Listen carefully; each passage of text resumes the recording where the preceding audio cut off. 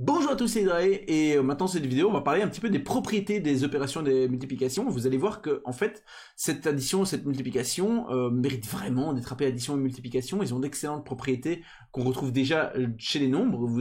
Vous avez même peut-être trouvé ça évident que c'est une addition, que c'est une multiplication, et qu'on n'aurait pas appelé ça autrement, et vous aurez bien raison en fait. Mais ce qui fait vraiment que c'est une addition et une multiplication, ce sont les propriétés que ça a. Par exemple, l'associativité, on peut placer les parenthèses comme on veut, la commutativité, on peut échanger les termes dans une addition, multiplication aussi, mais voilà. Tout ça, toutes ces propriétés-là font qu'on a envie d'appeler ça addition et multiplication. Ce que j'aimerais vous montrer maintenant, c'est qu'effectivement, ça se passe vraiment bien et ça a vraiment des bonnes propriétés. Et je vous propose de faire ça en faisant la commutativité pour l'addition. Donc je rappelle que la commutativité, c'est que si vous prenez deux vecteurs, v plus w, bah c'est la même chose de les additionner dans un sens ou de les additionner dans l'autre sens. Ça, c'est la commutativité. Ça doit fonctionner quels que soient les vecteurs. Mais avant de faire ça quels que soient les vecteurs, on va commencer par un exemple. On va se dire, par exemple, si je prends 1, 2, plus 3, 4, est-ce que c'est bien la même chose que 3, 4, plus 1, 2? Et en fait, bah oui, bien sûr. Et pourquoi bien sûr? Parce que là, on doit faire 1 plus 3, et là, on doit faire 2 plus 4. Et donc, en fait, il y a une grande différence entre ce signe-là et ce signe-là. Au-dessus, c'est une addition de vecteurs. Donc c'est une somme vectorielle. En dessous, c'est une addition de nombres. Donc elle est commutative. Et effectivement, on a gardé le même symbole parce que c'est tellement semblable que autant pas faire de différence. On va prendre le même symbole. Aux yeux des matheux, même chose. En fait, les deux sont des aux yeux des matheux, c'est encore pire, les deux sont des additions vectorielles. Donc bon, hein. Et du coup, au final, ici, comme j'ai 1 plus 3 qui est une addition dans les nombres, je peux évidemment les échanger, puisque là, c'est une addition de nombres. Mais du coup, ça, c'est ça. 3 plus 1 et 4 plus 2, c'est effectivement la somme vectorielle de 3, 4 et de 1, 2. Et voilà, c'est pour ça que les propriétés vont être aussi bien, aussi faciles. C'est parce qu'en fait, elle est directement inspirée et directement définie à partir de l'addition correspondante dans les nombres.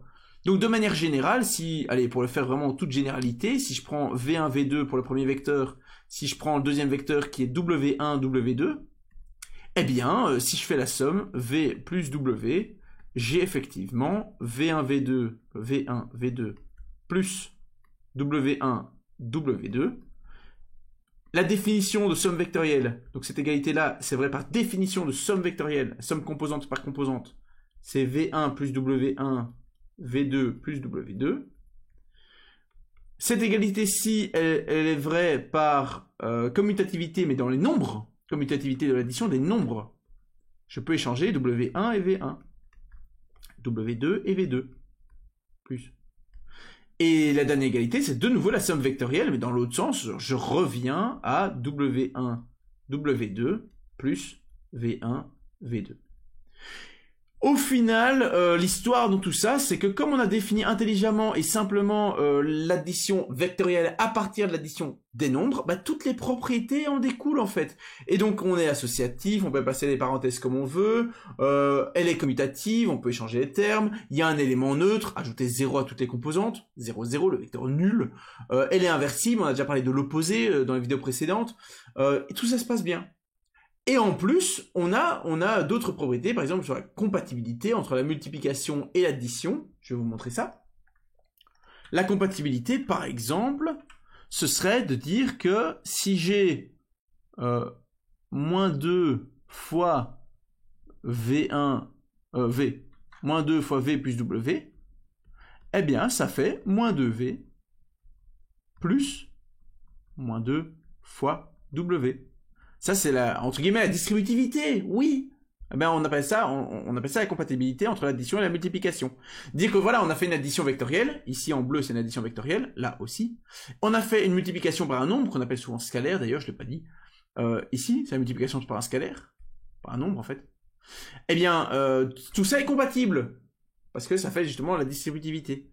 Comment est-ce qu'on montre ça? Mais c'est évident. Pourquoi c'est évident? Il suffit d'écrire. V c'est V1, V2. W c'est W1, W2. Du coup, ça fait moins 2 fois V1 plus W1, V2 plus W2. Et du coup, donc ça c'est la définition de somme vectorielle, addition. Ensuite, je peux appliquer la définition de ça c'est la multiplication par un nombre. Donc j'ai moins 2 V1 plus W1, moins 2 V2 plus W2. Et puis, qu'est-ce que je vais faire? Bah évidemment, je vais utiliser la propriété équivalente, mais dans les nombres. De la même manière. Vous voyez, le rapport avec la commutativité, c'est la même chose. On avait appliqué les définitions, et puis on retourne dans le cas des nombres, où là, on sait que c'est vrai, on l'applique. Et donc ici, là, ce que je suis occupé à faire, c'est la distributivité dans les nombres. Et ça, je sais que c'est vrai. Donc c'est moins 2V1, moins 2W1. Je vais même écrire pour vraiment faire... voilà. C'est pareil. Moins 2V2, je vais remettre la même chose, plus moins 2...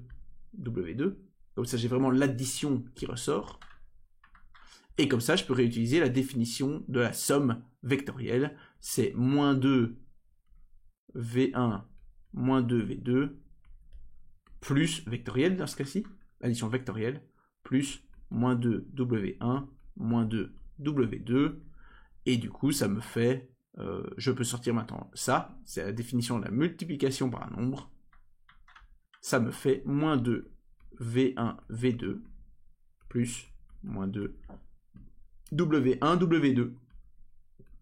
Et voilà, c'est bon, c'est prouvé, ça fait effectivement moins 2 V plus moins 2 W. Easy.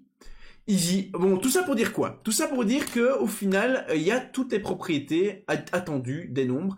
Il y en a 7, je vais pas les lister parce que c'est trop long, et voilà, je vous en ai montré 2, vous avez un peu l'idée que tout se passe bien, et pourquoi ça se passe bien. Et du coup, au final, ces 7 propriétés-là, elles forment ce qu'on appelle un espace vectoriel, et ce que j'ai dit tout au début, c'est que, en fait, ça semble tellement normal et intuitif, et presque évident, on se demande presque pourquoi est-ce qu'on fait ça, pourquoi est-ce que je différencie addition vectorielle, addition nombre. Bah, la réponse c'est parce que c'est pas la même chose, mais ça se comporte de la même manière, et ça se comporte de la même manière, pourquoi? Parce que les nombres, c'est un espace vectoriel. Juste à une dimension. Imaginez juste des vecteurs qui vont juste tous... Imaginez que l'axe X. Vous faites des vecteurs avec que l'axe X. Bah, vous êtes occupé à faire une addition, une multiplication de nombres. Voilà. Ok.